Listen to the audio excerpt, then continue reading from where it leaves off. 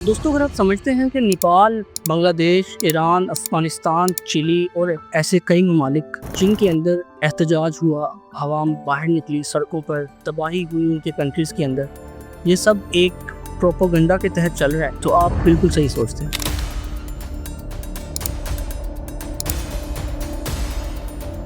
بہت سال پہلے یہ کہانیاں لکھی گئیں بائی گلوبل پاورز اور انہوں نے ان کنٹریز کے اندر یہ امپلیمنٹ کی جن کنٹریز کے اندر وہ خود کچھ نہ کر سکتے تھے، لیکن ان کے تختہ پلٹ کے ذریعے ان کی حکومت ان کے سکہ منوانے کی یہ ضد پوری ہو گئی۔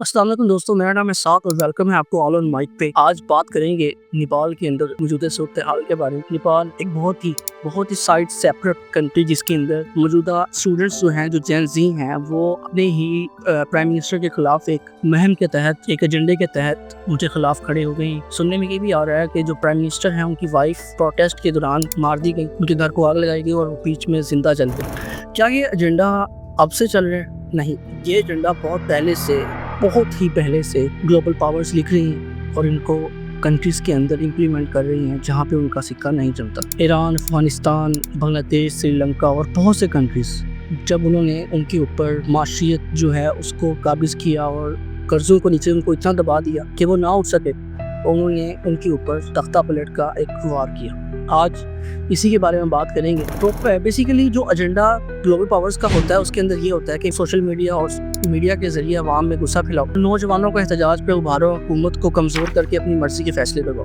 کسی ملک کی معیشت کو قرضوں اور پابندیوں کے نیچے اتنا دبا دو کہ وہ آپ لوگوں کی بات کو ماننے سے انکار نہ کر سکے۔ سال 1953 ایران کے اندر جب وزیر اعظم مصدق نے تیل کو نیشنلائز کیا تو مغربی کمپنی کو یہ چیز ایکسیپٹ نہ ہو، انہوں نے ایک پروپیگنڈا کے تحت سب سے پہلے گلوبل پاورز نے وہاں پر یہ کام کیا کہ محمد مصدق کو سائڈ پہ کیا اور شاہ کو وہاں پہ لا کے بٹھا دیا۔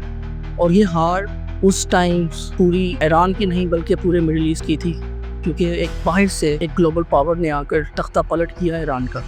ایران کے بعد سال 1973 چلی، جو کہ ایک ساؤتھ امریکن کنٹری ہے، وہاں پر بھی سیم رجیم چلائی گئی۔ وہاں کے صدر سیلواڈور، جنہوں نے ان کی پالیسیز کو اپنانے سے انکار کیا اور ان کے کنٹریز کے اندر انہوں نے ایک ایسا رجیم چلایا کہ وہاں کے جرنیل تھے ان کو لا کے بٹھا دیا اور ان کو قتل کروا دیا گیا۔ سیلواڈور کے بعد یہ کہانی چلتی آئی افغانستان۔ سن 1980 کے اندر افغانستان کے اندر سوویت یونین کو کمزور کرنے کے لیے امریکہ نے طالبان کو اسلحہ دیا، ٹریننگ دی اور لوکل مجاہدین کو اتنا ابھار دیا کہ افغانستان ایک جنگ کا میدان بن گیا۔ تقریباً 2020 تک یہ چیز چلتی رہی اور آپ دیکھ سکتے ہیں کہ افغانستان کتنا پیچھے چلا گیا دنیا سے۔ کس کا فائدہ ہوا، کس کا نقصان، یہ آپ کمنٹ میں لازمی بتائیے گا۔ بنگلہ دیش کے اندر، سری لنکا کے اندر اور جو آج نیپال میں ہو رہا ہے، یہ کسی سے چھپا نہیں۔ ایوری بڈی نوز کہ پہلے یہ چیز دکھائی جاتی ہے کہ یہ لوگ جو ہے نا صرف ایک مقصد کے تحت یہ کام کر رہے ہیں، اپنی حکومت کو گرانے کے لیے، اپنی حکومت کے خلاف آواز اٹھانے کے لیے، لیکن اصل مقصد جو اس کا ہوتا ہے وہ یہ کہ اس کے پیچھے کوئی اور ہی ہوتا ہے۔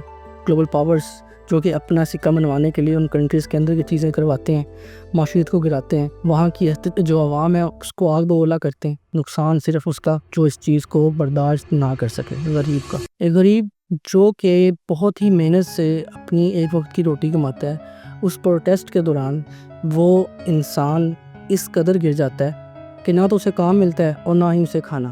آپ مجھے ایک چیز بتائیں کہ کون سا بندہ ہے جو اس بات کے اوپر اتفاق کرے گا کہ ایک غریب انسان جس کا ایک روزگار لگا ہوا ہے اور احتجاج کے دوران اسے اس جاب سے ہٹا دیا جائے؟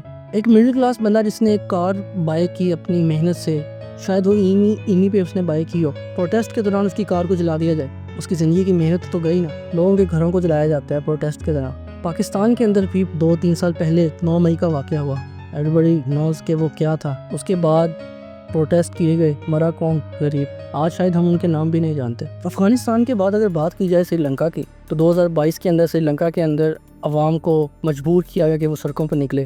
عوام نے پارلیمنٹ ہاؤس کو جلایا، مجبوراً وہاں کے پریزیڈنٹ اور پرائم منسٹرز کو اپنے عہدے چھوڑنے پڑے، اور نتیجہ کیا ہوا؟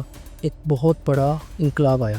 اب یہ انقلاب لایا گیا یا پھر کروایا گیا، اس کا انحصار اور اس کا جواب میں آپ سے پوچھتا ہوں۔ اس کے بعد اگر دیکھا جائے تو بنگلہ دیش کے اندر بھی سیم سٹوری چلی، جو وہاں کی پرائم منسٹر تھی ان کو ہٹایا گیا، عوام جو تھی، جو نوجوان خون تھے، ان کو سڑکوں پہ لایا گیا، ان کو اس بات پہ آمادہ کیا گیا کہ یہ جو چیز ہم کر رہے ہیں سب سے بڑا انقلاب یہی ہے۔ نہ جو صورتحال نیپال کی ہے ایوری بڈی نوز کہ نیپال کے اندر آج کیا ہو رہا ہے. ان کی جو پرائم منسٹر ہیں انہیں ان کی جو بیوی ہیں ان کو گھر کے اندر زندہ جلایا گیا.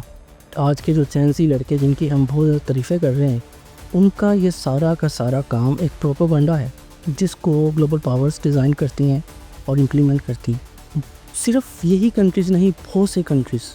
یہ جو چارٹ آپ دیکھ رہے ہیں اس چارٹ کے اندر آپ دیکھ سکتے ہیں کہ سن 1953 سے لے کر 2025 تک نہ جانے کتنے ہی کنٹریز کے اندر یہ چیزیں ہو چکی ہیں. عراق کھنڈرات کے اندر تبدیل ہو گیا, سیریا جو کہ جنگ کا میدان ابھی بھی ہے, لیبیا اور پتہ نہیں کتنے کنٹریز. تو نیپال کے بعد یہ کس کنٹری میں جائے گا؟ کیا کہتے ہیں آپ لوگ؟ کیا یہ کنٹری ہمارا بھی ہو سکتا ہے؟ کیا ہم بھی اس چیز کا شکار بن سکتے ہیں؟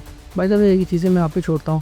حال ہی کے اندر جو فرانس کے پرائم منسٹر انہوں نے استعفیٰ دے دیا ہے. ساتھ ہی جب جاپان کے اندر جو پریزیڈنٹ تھے انہوں نے بھی اپنی سیٹ سے استعفیٰ دے دیا. تو مدعا یہ کہ کیا اب یہ لوگ ان کنٹریز کو بھی تباہ کریں گے؟ تو دوستو آج کے لیے اتنا ہی. ملتے ہیں نیکسٹ ویڈیو کے اندر, اور نیکسٹ ویڈیو بہت ہی خاص ہوگا. اگر ویڈیو پسند آئے تو ویڈیو کو لائک, شیئر اور سبسکرائب لازمی کریں, اور دوستوں کے ساتھ لازمی شیئر کریں کیونکہ یہ ویڈیو بہت ہی محنت سے, بہت ہی ریسرچ کے بعد بنائی جاتی ہے. تو یہ آپ سے گزارش ہے کہ اگر ویڈیو کو پسند آئے تو لائک, سبسکرائب اور شیئر کا بٹن لازمی دبائیں. تھینک یو سو مچ. ملتے ہیں نیکسٹ ویڈیو میں. اللہ حافظ.